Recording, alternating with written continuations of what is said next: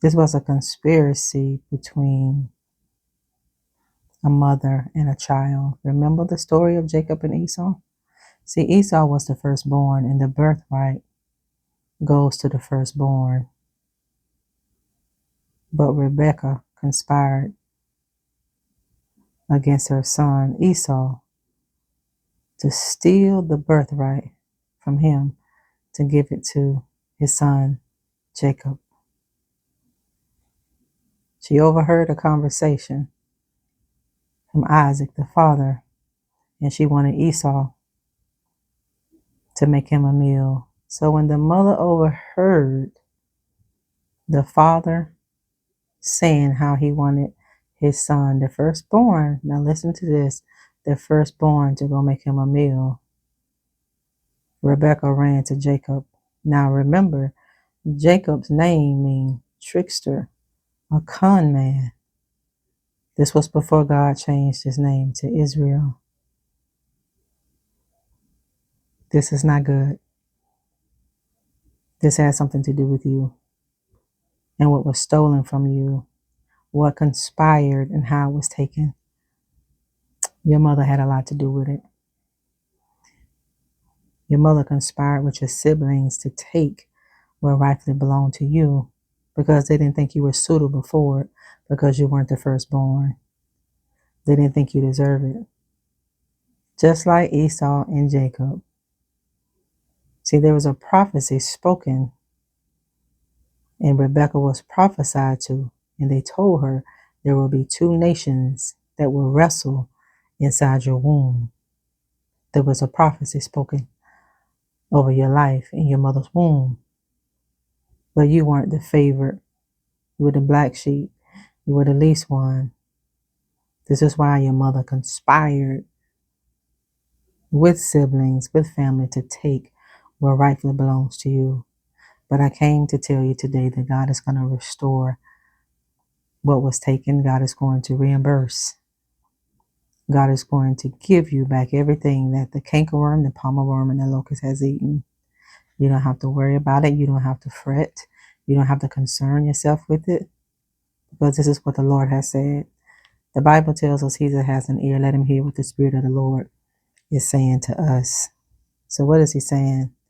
That it's time to pay.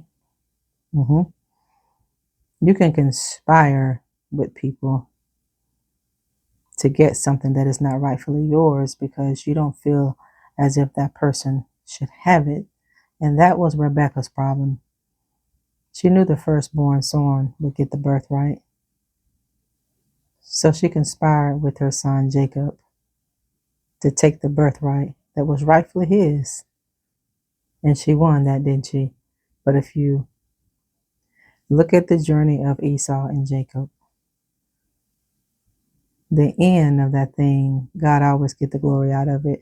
So God will get the glory out of your situation no matter what it is. Doesn't matter who conspired. Doesn't matter what was taken, what was lost, what was stolen.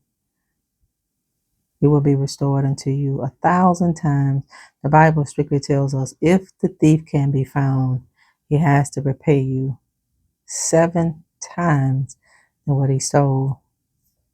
You're going to be restored of it. God is going to grant it, and God is going to give it back to you.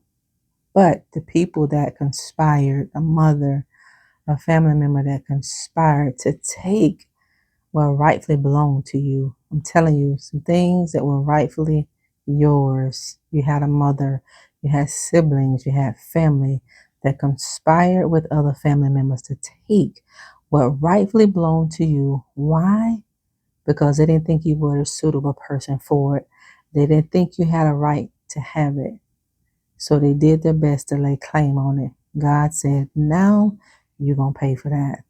Now, that same thing that you took from my person that wasn't supposed to be yours, God said, I'm going to allow so much trouble to come on that situation. See, they thought the day would never come, that God will hold them accountable and responsible for what they took. God's eyes is in every place. And the Bible tells us that he's Jehovah Shammah. Wherever you're trying to go, God said, I'm already there. He sits high, God looks low. God sees everything. When you think about a omnipresent God, when you think about an omnipotent God, when you think about an omniscient, all-knowing, all-powerful God that is present everywhere at the same times, it ought to cause people to shiver in their boots when they do things to undermine other people, thinking that that person doesn't know. Listen, Esau didn't know at the time that his mother, Rebekah, conspired against him with his own brother, Jacob, to steal his birthright. But God saw it. You didn't know it, but God saw it. A lot of you don't even know that you had things that God preserved for you because it was taken and you never knew it was taken. But you're going to find out that it was taken, and God's going to reveal to you who took it. And it's going to cause a lot of pain. But I want to tell you right now to release forgiveness. Don't harbor resentment or hate or envy in your heart against your mother, your family member, because at the end of the day, God is always going to work this out for your good. I don't care what it is. God said, I'm going to work all things together for your good because you are called according to my purpose. You are called according to God's purpose. God said, no, but it's time to pay. It's time to pay for what they took. And it's just not what has been taken. It's not just what has been stolen and thieved from you. It's who the person was that took it. It was a person that was supposed to protect you and guard you and to love you unconditionally. But that person was not present within that person. That person opened themselves up to the enemy. But God always worked things together for the good of those who are called according to God's purpose. This worked together for the good of Jacob and Esau in the end. And it's going to work together for your good in the end. But God will hold these people accountable for taking your birthright, taking the blessing. See, what God has for you is for you. People may have undermined you and took things that belong to you. Can you imagine how many people have been placed in a will by family members that have passed and gone on? And that sibling that was left, that inheritance, didn't know anything about it. But let me tell you how gracious and merciful God is and how amazing God is. I don't care if it's 10, 15, 20 years, it's going to resurface. That's what's going to happen. If you were left out of a will, or if God allowed you to be put in a will and your siblings took your money, took your birthright, it's getting ready to revisit that whole scenario of them signing your name and it wasn't you. Because I'm telling you, they signed your name, some of them, and it wasn't you. And they took your birthright. They took the wealth. They took the money. But God said it's time for you to pay for taking what didn't rightfully belongs to you. You had no idea the things that God left behind for you, because a person took it before you can know that it belonged to you. But God saw it. And God said, I'm going to bring this stuff back up to the forefront so you can get what rightfully belongs to you. And not only will God give you back what was taken and stolen from you, God said, I'm going to recompense you 7 times more than what the enemy stole.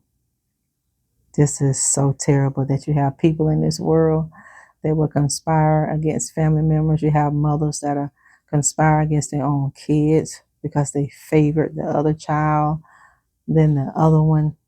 They didn't think one child was suitable. Some parents think one's child or daughter is more suitable than the other son. They favor the other child and they let the child know it. I'm telling you, some of y'all are in this situation. But God said it's time to pay. I wrote this down. God said it's time to pay. They conspired with their mother of all people against you because you just weren't the suitable one. You just weren't the first one that they would choose to get this blessing. But listen, at the end of the day, it's none of your business. It's none of my business who God blesses. And you can never curse a person that God has blessed. It is a waste of time, because at the end of the day, family, when it's all said and done, you are still going to get the blessing.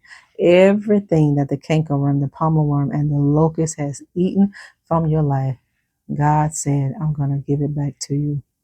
You can't lose. You didn't lose anything because it's getting ready to come back and revisit you. That inheritance is going to come right back around to revisit you. God is going to literally take it out of the hands of the thief. Your family. Your family took it. Your family stole it. You just weren't liked by a lot of them. And they hid it from you until now. God said the secret things belong to me. And the hidden things, God said, I'm going to reveal it. I'm going to uncover it. That's what God is doing. Because when God gives you an opportunity to do the right thing, you have to do it. And if you don't, during the time frame that He tells you to do that, He's going to hold you accountable. This is where the judgment of God comes into play. You never want to be in the hands of an angry God. Because when God lifts up His bowels of mercy against you, nobody can help you. He'll be just like the fast food chain, Burger King. He'll step back and tell you to have it your way. You don't want God to step away from your condition and your situation, your struggles, and tell you to do it your way because you won't let me do it. You don't want God to tell you that, family of God. It's time to pay because they conspired against you to take your birthright. It's a shame, but it's a fact. You didn't even know some of the things that God left for you. You don't even know some of the things people willed to you because it was taken before you knew it. But God said, I'm going to allow you to know it now. And God said, I'm going to give you double for all the trouble that people put you through, unbeknownst to you. You got some inheritance coming to you. Thank y'all so much for tuning into the broadcast of You Are Enough today. Don't forget to like our video, share, and subscribe. Don't forget, family, jump over to my Instagram at Nikki Mccray and give me your support. And go to the back of my YouTube page and purchase that book behind me, Becoming a Master of Divine Consciousness and those benevolence candles. Do good, family. Always do good. It pays to do the right thing. You may not see it now, you may not understand it now, but just hang in there with God. He'll put you on the path that you need to be. I love all of you so much. Praying for you. Talk later.